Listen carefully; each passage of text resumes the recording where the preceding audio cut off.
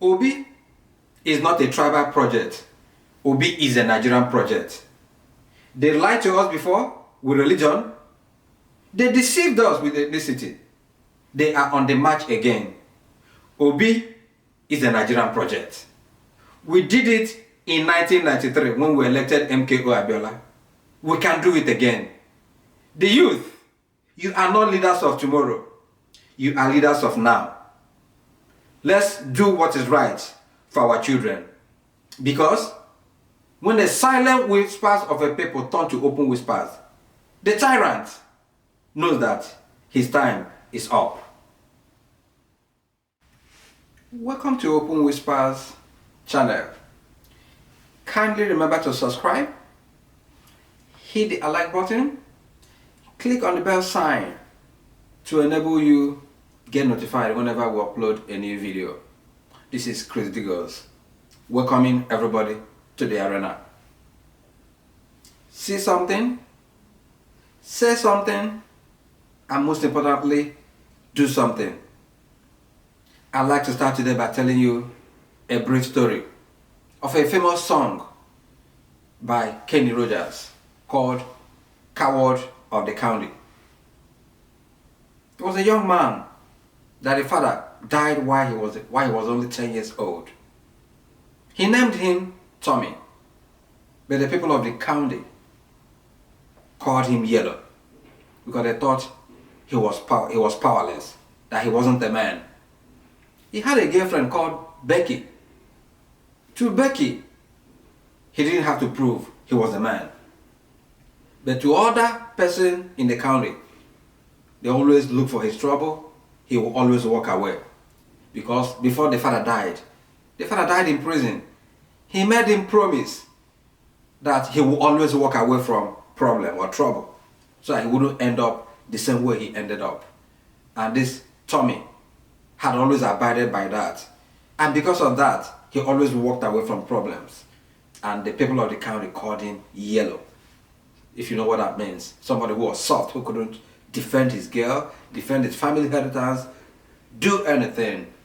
He will always walk away for you to take his right. But on this fateful day, he went to the casino with Becky. 3 men walked in. And when they saw Tommy, they said, "Oh, Yellow, what could he do?" They looked at Becky. 3 of them started beating Becky up.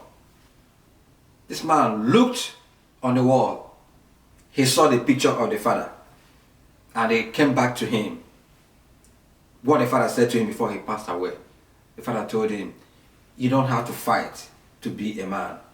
Always walk away from trouble so that you don't end up the way I ended up." He opened the door. He was about to walk out. He looked at the girlfriend Becky and he saw the tears coming down her cheeks. It was more than he could bear. Now, these 3 men turned to him and said, "What can you do?" As he was about to walk away, 3 of them tried to get by him. He quietly locked the door and faced 3 of them squarely and beat all of them up. They were all astonished. As he was leaving the casino with the girlfriend, he saw the daddy's picture and tears coming down his cheek. You know what he said to the daddy? He said, "Daddy, I am sorry I did not do what you asked me to do. But sometimes you have to fight to be a man."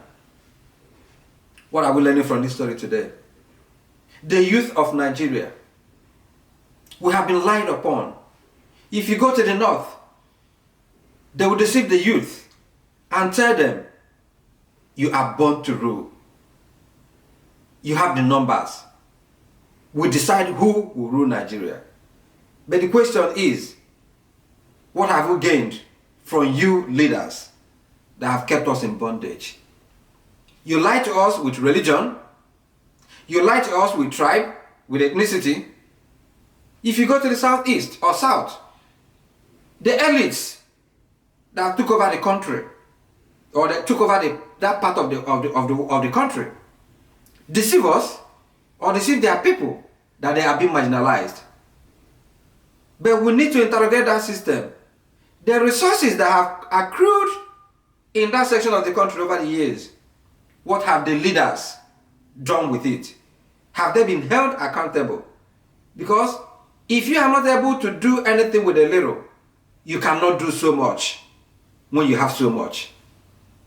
You go to the West, the same deceit. A few leaders have ganged up against the people. The only thing that unites the people of Nigeria today is poverty, pain, insecurity, and uncertainty over tomorrow.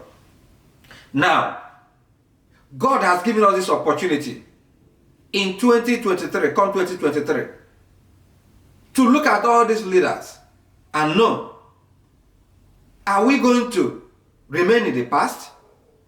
Or are we going to go with a man with a proven integrity? Because the only thing that is permanent in life is change. And whoever stands on the way by change will be swept away by change. The man in question is Peter Obi. This is a man with proven record of integrity. I know he is with the Labour Party. People say he doesn't have structure. But does poverty have a structure? Does pain have a structure? Does insecurity have structure? The only language that these things understand is track record. The ability to have way to deliver. And I think if all of you, the youth, can come together to sing a new song and reject ethnicity, reject religion, and reject any bondage placed on us by the elites who want to paint this man as a tribal figure. If we can come together and be obedient, like Godwin Obaseki said, that Nigerians have rejected all the major political parties who are cloned in nothing but corruption. If we keep doing the same thing time and time again, the name is madness. How do you expect a different result? I know these people will come up with the same old language of tribe, religion. Insecurity does not know religion. Christians are dying, Muslims are dying, everybody in Nigeria is affected. The question now is, shall we continue the old way? The people of the north, you are not better. The common people from the south, you are not better. The downgraded from the west, you are not better. We have been obedient enough. It's not a time to be obedient now. I disagree. It's the time to be disobedient to the status quo and say that change has to come.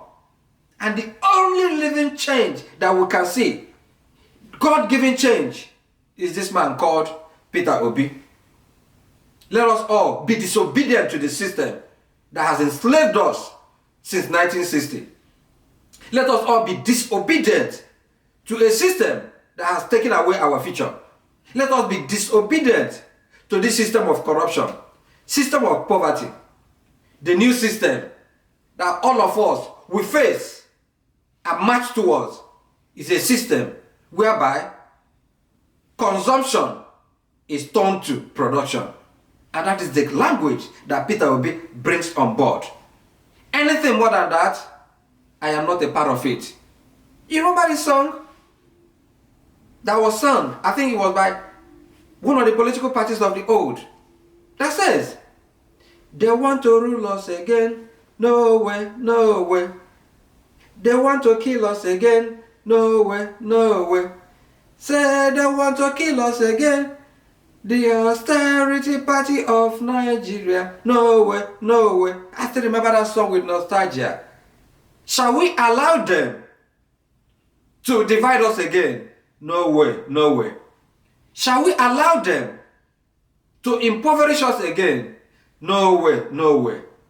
Shall we allow them to take away the future of our children? No way, no way. Nigeria must move from consumption economy to production economy. That is the only way Naira will have value.